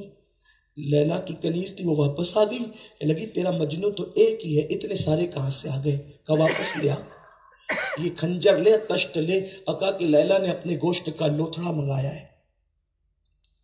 سب بھاگ گئے، جو اوریجنل اصلی مجنو تھا وہ کھڑا رہا، اس نے کاٹا رکھا، ایک لوتھڑا منگایا تھا، پورا تشت بھر دیا اور چھری رکھ کر کے ٹھنڈی سانس لی اور کہا کہ لیلا نے یہ نہیں کہا تھا کہ کہاں کا چاہیے، تو ہم نے اپنی پسند کا دے دیا، لیکن یہ لے جانا اور پوچھنا، پسند نہ آئے تو پوچھنا کہ کہاں کا گوشت چاہیے، وہ بھی دے دیں گے، لیکن احسان نہیں کرتے یہ دے کر، بلکہ اتنی تمنا کرتے ہیں کہ یہ لے کر کے لیلا مسکرا کے کہہ دے کہ مجنو ہمارا ہے۔ یہ عشق کا معیار ہے، یہ عشق کا معیار ہے۔ ہم نے کیسے عشق کیا؟ سوچو مسلمانوں، جب ہم زنا کے اڈوں پر جاتے ہوں گے تو حضور کے دل پہ کیا گزرتی ہوگی؟ جب ہمارے ہاتھوں میں شراب کے پیالے آتے ہوں گے حضور کے دل پہ کیا گزرتی ہوگی؟ ہم جب کسی لڑکی پہ نظر بری ڈالتے ہوں گے حضور کے دل پہ کیا گزرتی ہوگی؟ جب ہم اذانوں کے وقت گھروں میں بیٹھ کر کے سیریل دیکھتے ہوں گے حضور کے دل پہ کیا گزرتی ہوگی؟ آؤ عاشقوں کا مزاج، وہ حدیث پاک کا مفہوم پڑھ کے بات ختم کرتا ہوں۔ ایک جوان ہے، ان کا نام ثعلبہ ابن عبد الرحمن ہے۔ ابتدائی جوانی میں ان کو ایمان کی دولت نصیب ہو گئی۔ جب مسلمان ہو گئے تو انہوں نے آقا سے عرض کی، یا رسول اللہ، میرا کوئی خاص مجھے مصروفیت نہیں ہے، اگر آپ اجازت دیں تو میں آپ کی خدمت میں رہنے لگوں۔ آقا کریم نے اجازت دے دی۔ ابن عبد الرحمن کو حضور سے عشق ہو گیا تھا، لیکن ابھی تربیت کے ابتدائی مراحل چل رہے تھے، تربیت کے شروعاتی دن چل رہے تھے۔ ابن عبد الرحمن کو حضور نے کام سے لگا دیا، حضور کی خدمت کرتے، بکریوں کا چارہ کبھی لا دیا، کبھی بکریاں جنگل میں لے کر چلے گئے، کبھی کچھ کبھی کچھ کبھی کچھ، کبھی کسی کو بلانا ہوا تو ابن عبد الرحمن کو بیچ کر کے بلا لیا۔ ابتدائی مراحل تھے تربیت کے۔ ایک دن میرے آقا نے ابن عبد الرحمن سے کہا، ابن عبد الرحمن جاؤ اور جا کر کے فلاں صحابی کو بلا کر کے لاؤ۔ ابن عبد الرحمن نکلے، اور نکلنے کے بعد چونکہ ابھی شروعاتی دن تھے تربیت کے، جب کسی کو بلانے جاؤ تو سنت یہ ہے، ملنے جاؤ تو سنت یہ ہے کہ دستک دو اور سائٹ میں ہٹ جاؤ، کیونکہ جب وہ دروازہ کھولے گا تو اس کے گھر میں آپ کی نظر نہیں پڑنا چاہیے، یہ اسلام کا قانون ہے۔ لیکن ابن عبد الرحمن کی ابتدائی مراحل تھے تربیت کے، انہوں نے دستک دینے کی بجائے جذبات میں کہ جلدی سے میں ان کو لے کر حضور کی بارگاہ میں پہنچوں، انہوں نے دروازے کو دھکا دے دیا، اور جیسے ہی ابن عبد الرحمن نے دروازے کو دھکا دیا دروازہ کھل گیا۔ جیسے ہی دروازہ کھلا تو دروازے کے پیچھے ایک عورت بیٹھ کر غسل کر رہی تھی۔ اب میری زبان حیا اس پہ تبصرہ کرنے سے خاموش ہے کہ کوئی عورت اگر غسل کر رہی ہو تو اس کی کیفیت کیا ہوگی؟ یہی نہ کہ غسل کرنے والے کے بدن پر کوئی کپڑا نہیں ہوتا۔ ابن عبد الرحمن نے جیسی اس عورت پہ نظر پڑی فوراً نظر پھیر لی، اور اسلام کے تمام فقہا کا یہ کہنا ہے کہ اگر کسی پر بے ارادہ نظر پڑ جائے یا ایسے منظر پر کسی کی نظر پڑ جائے جس کو دیکھنے سے اللہ رسول نے منع کیا ہو اور وہ فوراً نظر پھیر لے تو وہ گنہگار نہیں ہوتا، نظریں جمانے والا گنہگار ہوتا ہے، نظر پھیرنے والا گنہگار نہیں ہوتا۔ بلکہ جو نظر پھیر لے اس تصور کے ساتھ کہ اللہ اور اس کے رسول نے منع کیا ہے، اللہ عز و جل نے اس کے محبوب صلی اللہ علیہ وآلہ وسلم نے منع کیا ہے، تو نظر پھیرنے والا اللہ دیکھ رہا ہے، اس تصور کے ساتھ نظر پھیرنے والا اس نے کسی غلط منظر پہ نظر پڑی اور پھیر لیا، اسی وقت زندگی بھر کے سارے گناہوں کی مغفرت کر دی جاتی ہے، کیونکہ اس نے نظر پھیر لیا۔ اسی وقت 300 جنتی حوروں کے ساتھ اللہ اس کا نکاح کر دیتا ہے، نظر کسی غلط منظر پہ پڑے اور پھیر لے تو۔ ابن عبد الرحمن کی نظر پڑی، ٹکٹکی باندھ کے نہیں دیکھا بلکہ پھیر لی، نظر پھیر لیا انہوں نے، اور جب نظر پھیر لیا تو اچانک دل میں عشق نے کچوکے لگائے۔ کہتے ہیں کہ عاشق بہت اوپر کی سوچتا ہے، عاشق بہت اوپر کی سوچتا ہے، جہاں تک لوگوں کا دماغ نہیں جاتا وہاں عاشق کی فکر جاتی ہے۔ ابن عبد الرحمن کی نظر اس عورت پر پڑی، نظر پھیری، عشق نے کچوکے لگائے، ابن عبد الرحمن تو نے کیا کر لیا؟ ابن عبد الرحمن تو نے کیا کر لیا؟ ایک عورت پر تو نے نظر ڈال دی، اس کے جسم پر۔ اگر اس گناہ کی خبر تیرے محبوب کو پہنچ گئی تو ان کا دل دکھے گا، اور محبوب کا دل دکھانے سے بڑا کوئی گناہ نہیں ہے۔ محبوب کا دل دکھے گا۔ تو نے کیا کر لیا ابن عبد الرحمن؟ فوراً نظر آسمان کی طرف اٹھائی، اے اللہ تو مجھے معاف کر دے، یا جتنی بڑی چاہے تو مجھے سزا دے دے، مجھے معاف کر دے یا جتنی بڑی چاہے تو مجھے سزا دے دے، لیکن میرے گناہ کی خبر میرے محبوب کو مت ہونے دینا، کیونکہ ان کا اگر دل دکھے گا تو میں کیسا عاشق ہوں۔ بس یہی کہتے جا رہے، روتے جا رہے، کہتے جا رہے، روتے جا رہے۔ ہائے رے عشق، حالانکہ یہ گناہ نہ تھا، یہ تو ناکردہ جرم تھا، یہ تو ناکردہ گناہ تھا۔ اللہ اکبر، یہ کہتے جا رہے، روتے جا رہے۔ ایسے میں حضرت ابن عبد الرحمن اپنے گھر نہیں گئے، حضور کے پاس نہیں گئے، آقا کی بارگاہ میں نہیں گئے، بلکہ ایک جنگل میں چلے گئے۔ رات دن رونا رونا رونا، صرف رونا۔ ایک غار میں بیٹھ کر رونے لگے، نہ دن کو چین نہ رات کو چین۔ اے اللہ کاش میں پیدا نہ ہوا ہوتا، اور نہ مجھ سے یہ گناہ ہوتا، نہ میرے محبوب کا دل دکھتا۔ مولا جو سزا چاہے دے دے، لیکن میرے محبوب کو اس گناہ کی خبر مت ہونے دینا، ورنہ ان کا دل دکھ جائے گا۔ اللہ اکبر، اندازہ تو کرے مسلمانوں، میرے آقا کے دیوانوں۔ حضور علیہ السلام صحابہ سے پوچھتے ہیں، اے میرے صحابہ ابن عبد الرحمن کہاں ہے؟ صحابہ عرض کرتے ہیں، یا رسول اللہ پتہ نہیں وہ کہاں چلا گیا، ایک طویل عرصہ ہوا، نہ اس کے گھر والے صحیح رپورٹ دے پا رہے، نہ کوئی اس کے متعلق کوئی رپورٹ دیتا ہے۔ آخر کار جب 41 دن یا 40 دن کا عرصہ بیت گیا تو میرے کریم آقا نے فرمایا، اے عمر اور اے سلمان جاؤ اور جا کر کے ابن عبد الرحمن ایک غار میں بیٹھ کر فلاں جنگل میں رو رہا ہے،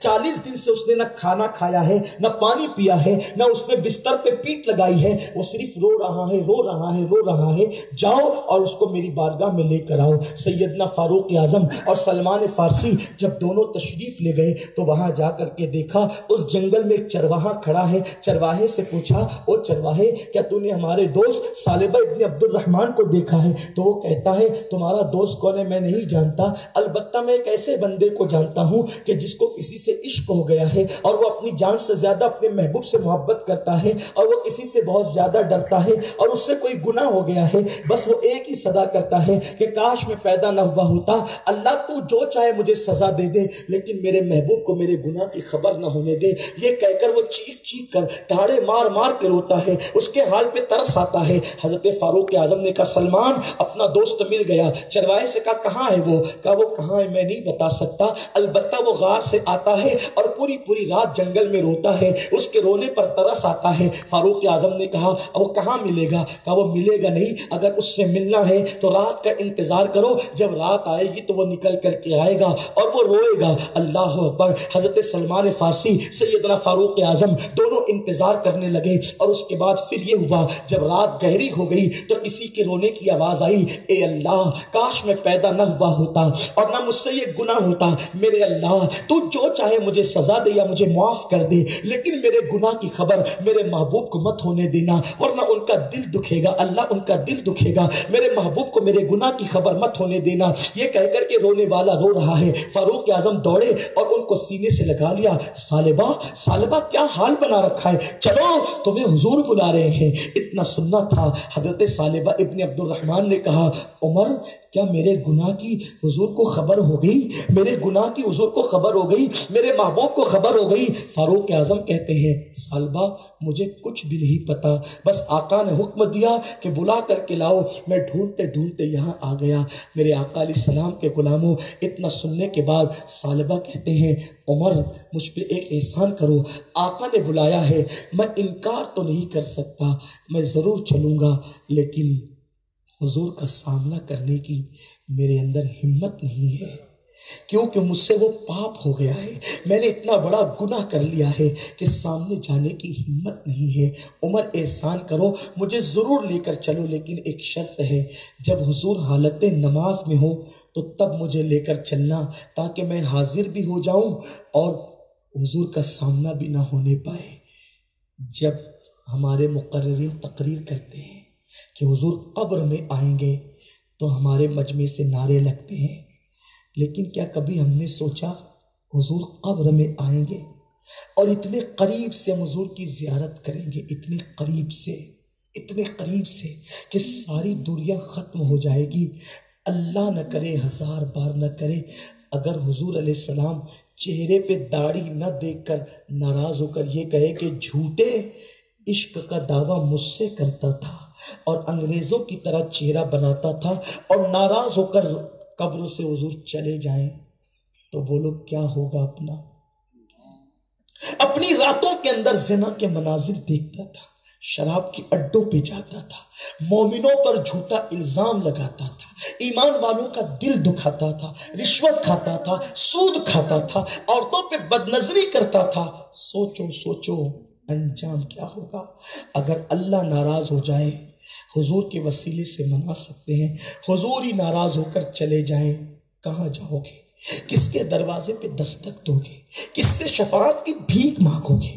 مسلمانوں، ہم نے تو اپنی طبیعت کے مطابق زندگی گزاری۔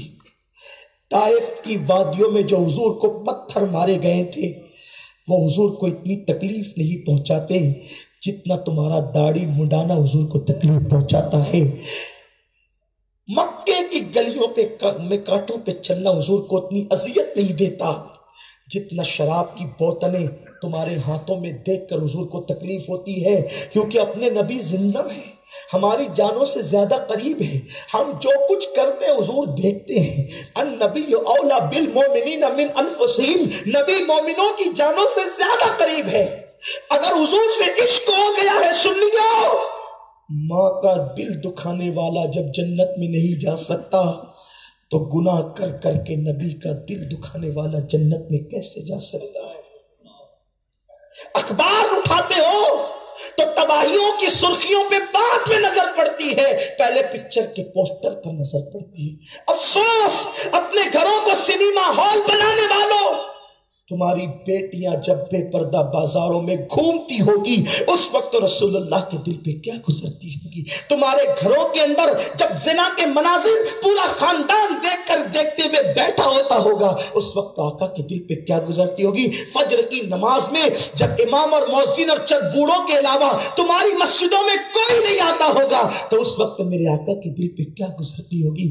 ثعلبہ ابن عبد الرحمن کہتے ہیں عمر میرے اندر ہمت نہیں کہ حضور کا میں سامنا کر سکوں، میں نے بہت پاپ کیا ہے، حالانکہ کوئی پاپ نہیں تھا، کوئی گناہ نہیں تھا، لیکن جن کے رتبے ہیں سوا ان کو سوا مشکل ہے۔ آخرکار اذان کا انتظار ہونے لگا، فجر کے وقت کا انتظار ہونے لگا، صبح صادق کا وقت آیا تو فاروق اعظم 40 دن کے بھوکے پیاسے حضرت ثعلبہ کو ہاتھوں کا سہارا دے کر لے کر چلے۔ جیسے مسجد نبوی میں پہنچے، حضور کے قرات کی قرآن کی تلاوت کی آواز ثعلبہ کے کانوں میں آئی، چیخ مار کر بے ہوش ہو گئے، زمین پہ گر پڑے۔ آقا نے نماز مکمل کی، حضرت سلمان فارسی سے سیدنا فاروق اعظم سے پوچھا کہاں ہے سلمان و عمر میرا ثعلبہ؟ عرض کی آقا وہ بے ہوش پڑا ہوا ہے۔ سرکار آئے، ہاتھ پکڑا، ہوش میں لایا تو کہا ثعلبہ کیا حال ہے؟ عرض کی آقا میرے پورے بدن کے اندر اب خون نہیں، چوٹیاں دوڑ رہی ہے۔ آقا میں نے اتنا بڑا پاپ کر لیا ہے، میرے گناہ کی خبر آپ کو تو نہیں ہو گئی؟ آقا آج جو عیب کسی پر نہیں کھلنے دیتے، کب وہ چاہیں گے میری حشر میں رسوائی ہو۔ کریم آقا سے کہا کیا آپ کو میرے گناہ کی خبر ہو گئی؟ سرکار نے کہا ثعلبہ کیا میں تجھے ایک ایسی آیت نہ بتاؤں اگر کوئی اس کو پڑھ لے تو اس کے سارے گناہ معاف ہو جاتے ہیں؟ تو آقا نے کہا پڑھو ربنا آتنا فی الدنیا حسنہ وفی الآخرۃ حسنہ وقینا عذاب النار۔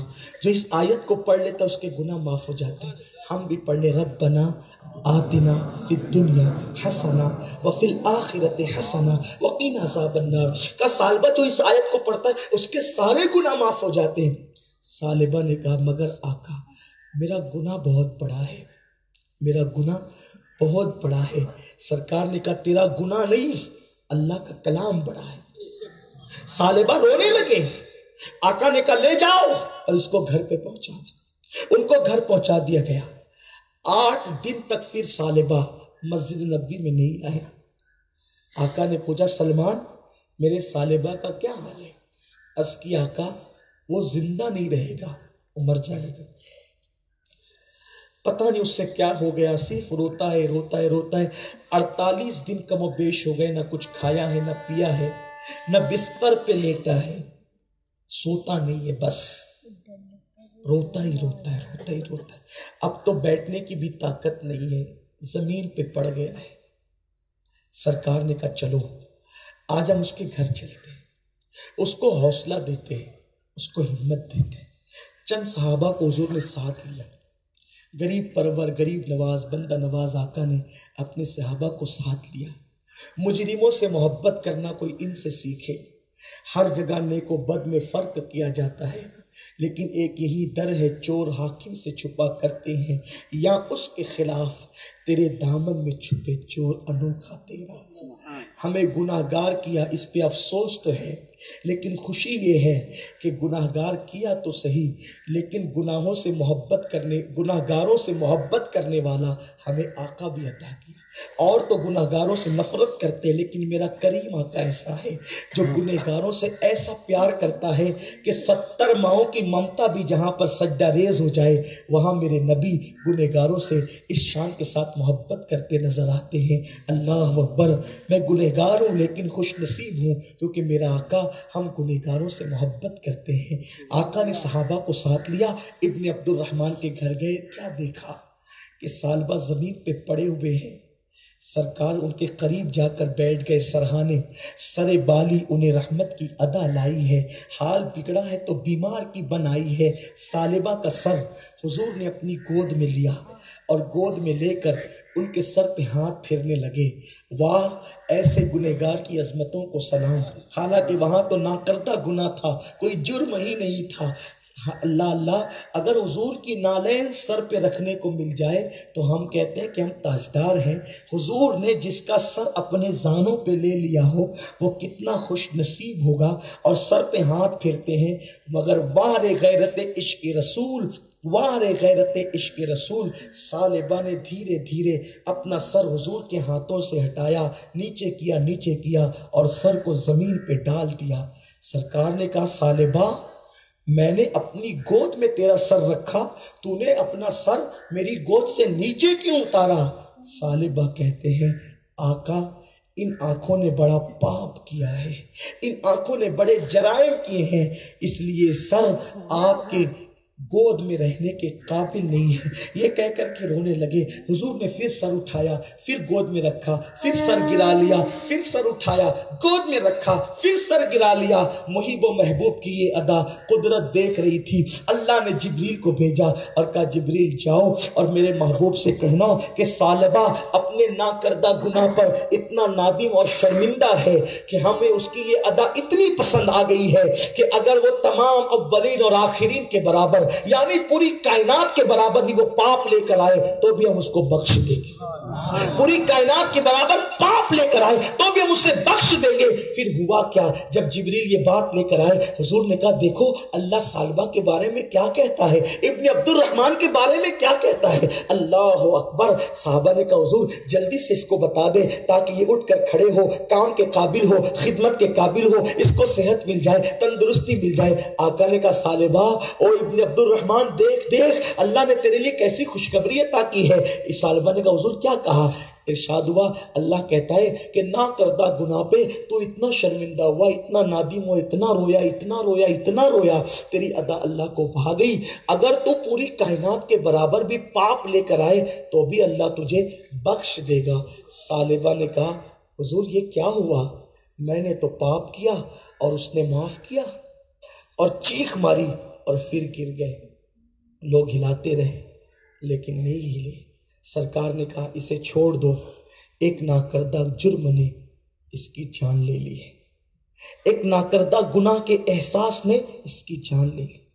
عاشق یہ ہے، عاشقوں کی طبیعت یہ ہے، ہزاروں گناہ کر کے قہقہے لگانے والے بھی عشق کے دعوے دار، زندگی کے اندر گناہوں کے دلدل میں ڈوبنے والے بھی تکبر سے کہتے ہیں ہم عاشق ہیں۔ عاشقوں کی طبیعت یہ ہے، نہ کردہ جرم نے کہ محبوب کا دل نہ دکھے، اس احساس میں جان لے لی ہے۔ اور پھر کیا شان ہوتی ہے عاشقوں کی، شان پھر کیا ہے، نہ کردہ جرم نے اس کی جان لے لی ہے۔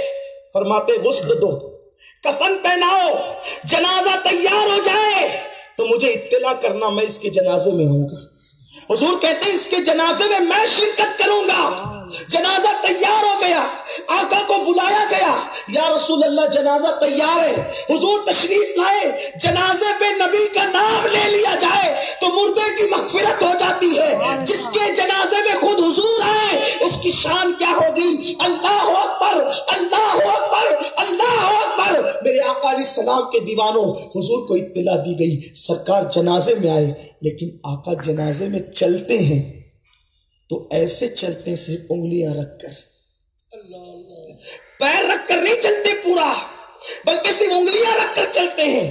صحابہ نے اس کی آقا ہمارے ماں باپ آپ پہ قربان، ہم نے اس طرح آپ کو کبھی چلتے نہیں دیکھا، آپ انگلیاں رکھ کے کیوں چل رہے ہیں؟ آقا فرماتے ہیں جو میں دیکھتا ہوں وہ تم نہیں دیکھتے۔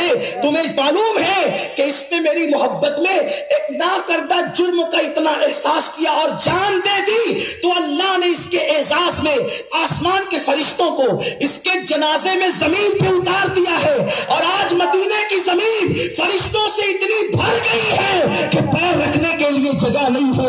جو نہیں دیکھتے وہ تو پیر رکھتے ہیں، میں تو دیکھ رہا ہوں اس لیے میں انگلیاں رکھ کر کے چل رہا ہوں۔ عاشقوں کی طبیعت، عاشقوں کی شان ہوتی، آؤ ہم عاشق بنے، گناہوں کو چھوڑ دیں، حضور کے ہو جائیں۔ جس دن حضور کے ہو جاؤ گے زمانہ تمہارا ہو جائے گا۔ اللہ سب سے پہلے مجھے اور آپ سب کو توفیق عطا فرمائے۔ گفتگو کے درمیان اگر کوئی غلطی ہو گئی ہو اللہ معاف فرمائے۔ استغفر اللہ ربی من کل ذنب واتوب الیہ وما علینا الا البلاغ۔ السلام۔